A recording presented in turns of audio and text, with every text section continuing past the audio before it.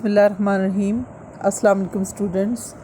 आज मैं आपके लिए एमए इंग्लिश पार्ट 1 2021 का ये पेपर गेस्ट पेपर आपके लिए अपलोड कर रही हूँ। मुझे उम्मीद है कि इसमें से आपको पेपर में तमाम क्वेश्चन आ जाएंगे। इससे पहले मैंने एमए इंग्लिश पार्ट 2 का जो पेपर पोइट्री का अपलोड किया था उसमें से तकरीबन 3.5 क्वेश्चन 4 क्वेश्चन तकरीबन आ गए हैं, तो इंशाल्लाह आपको भी आ जाएंगे। इनमें सबसे पहला क्वेश्चन है चौसर की the prologue to the Canterbury tale से मैंने एक ऐसा क्वेश्चन सेलेक्ट किया है कि जिसके अंदर चौसर के तमाम क्वेश्चन मर्ज है, यानी चौसर का आर्ट ऑफ करैक्टराइजेशन, क्योंकि इसमें तमाम करैक्टर्स हैं जिसमें चर्च करैक्टर यानी क्लर्जी पे जो सवाल आता है वो भी इसी में है। फिर 14th सेंचुरी सोसाइटी पर जो सेटायर या art gallery of 14th century वाला क्वेश्चन भी इसी में आ जाता है।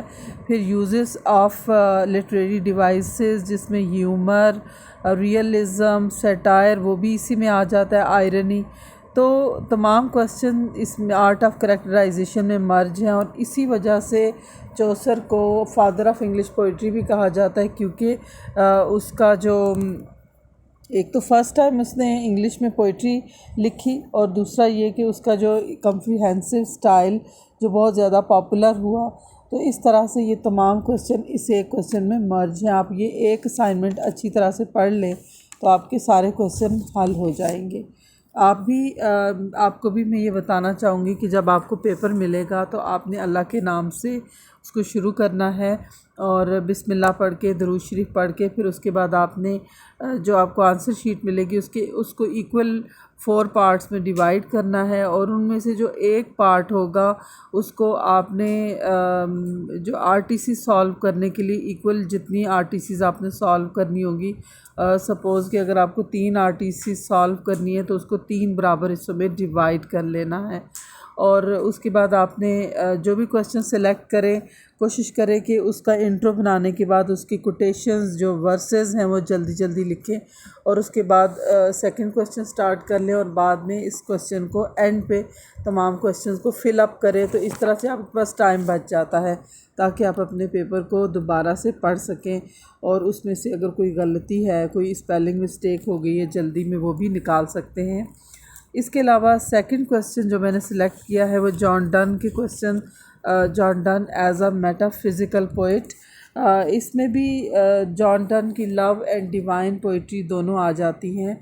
और एक स्टूडेंट ने मुझसे ये सवाल पूछा था कि कौन से इसकी इम्पॉर्टेंट पोइम्स हैं, पंजाब यूनिवर्सिटी के सिलेबस में कौन सी पोइम्स हैं। वैसे तो बहुत सी पोइम्स हैं जैसे द कैनोनाइजेशन, द एक्सटेसी, इसके अलावा the anniversary, the flea, go and catch a falling star, the good morrow, the sun rising, a valediction, forbidding mourning. इस तरह से और भी पोइम्स हैं, लेकिन आपने तमाम पोइम्स में से कुछ लाइंस लेकर अपने क्वेश्चन में, आपके असाइनमेंट आपकी बुक्स में बनी होती है उसमें आपने उसको शामिल कर लेना है। और जॉन डन की जो डिवाइन पोइट्री है उसके ऊपर भी क्वेश्चन है, आप ज़रूर रीड करके जाइएगा। लेकिन हर साल तकरीबन मेटाफिज़िकल पोइट का क्वेश्चन ज़रूर आता है और ये इसका मोस्ट इम्पॉर्टेंट क्वेश्चन है। इस दफ़ा वैसे भी जो क्वेश्चन है वो उनकी स्टेटमेंट बहुत सिंपल आ रही है पेपर्स में, इसलिए उम्मीद है कि आप आसानी से हल कर लेंगे। इसके बाद अलेक्जेंडर पोप का जो पेपर आपको आना है उसमें से मैंने ये सिलेक्ट किया है कि satire on society of 18th century, और जिसमें मॉक एपिक भी आ जाएगा और इसके अलावा use of super natural machinery और करैक्टर ऑफ बेलिंडा। यानी ओवरऑल आपकी एक क्रिटिकल एप्रिसिएशन की एक असाइनमेंट बनती है जिसमें ये सारे क्वेश्चन मर्ज हो जाते हैं, तो इसको आप कर लीजिएगा। पैराडाइज़ लॉस्ट में से मैंने कुछ क्वेश्चन सेलेक्ट किए हैं जैसे who is the hero of Paradise Lost, या character of Satan and character of Adam, और Paradise Lost as a classical epic. इसके अलावा मैंने एक क्वेश्चन ये भी ऐड किया है कि डिस्क्रिप्शन ऑफ हेल, और एक और आपको बता देती हूँ कि opening lines of Paradise lost. इसमें से और जो स्पीचेस ऑफ सैटर्न है, ये जो 3 चीज़ें यानी ओपनिंग लाइंस और स्पीचेस ऑफ सैटर्न और डिस्क्रिप्शन ऑफ हेल। इसमें से अक्सर आरटीसी आ जाती है। आरटीसी के लिए आप अप टू डेट पेपर्स को ज़रूर देख लें, क्योंकि 10 साल पेपर जो होते हैं आपके पास अनसॉल्व्ड, उसमें से ज़रूर रिपीट होती है। इसके अलावा एक क्वेश्चन अक्सर पेपर्स में आ जाता है कि compare and contrast the poetry of Surrey and Wyatt. ये भी काफ़ी इम्पोर्टेंट क्वेश्चन है, ये एक असाइनमेंट आप प्रिपेयर कर लें।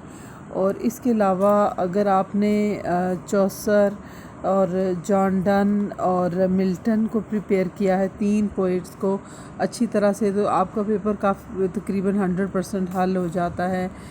या फिर अगर आपने पोप अलेक्जेंडर पोप को किया है, यानी कोई से 3 पोइट अच्छी तरह प्रिपेयर करने ज़रूरी हैं। और सम टाइम आरटीसी के लिए हमें 4 पोइट्स करने पड़ते हैं। तो अब तक आपने जितना कर लिया है उसको रिवाइज़ कर लें, और एग्ज़ाम्स के लिए आपको best of luck. Thank you for watching my video. Thanks a lot.